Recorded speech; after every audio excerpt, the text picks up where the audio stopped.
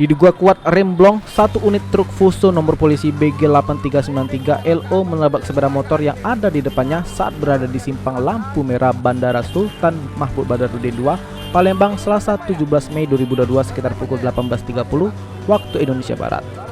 Akibat laka lantas maut itu, penumpang sepeda motor Honda Beat warna biru nomor polisi BG6927 ADX Teguh umur 26 tahun, warga Sekojo Palembang, tewas di lokasi kejadian lantaran tubuhnya sempat terseret usai ditabrak mobil truk Fuso.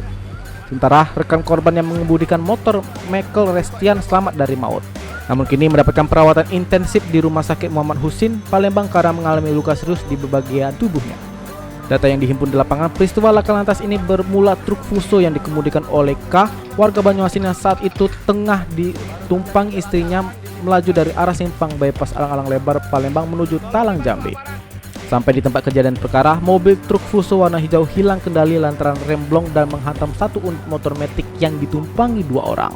Berapa kendaraan yang ditumbur oleh Fuso ini dan berapa korban? Yang jelas satu kendaraan motor metik David. Untuk korban satu saudara. Meninggal di Bayangkara satu lagi di dua.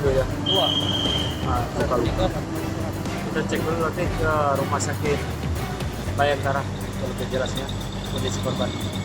Yang satunya lagi. Kronologi kejadian Jadi keterangan dari supir juga sebenarnya ada di sini.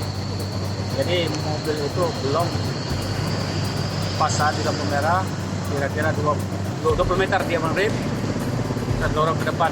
Jadi sudah mungkin tadi di kejadian tadi itu tabraknya sampai ke dorong mobil itu naik ke atas kejadian jalan. langkah kepolisian dan Sementara untuk penyelidikan lebih lanjut kita cek TKP, selanjutnya mencari saksi-saksi dan untuk sementara pengemudi mobil kita amankan untuk operasi. yang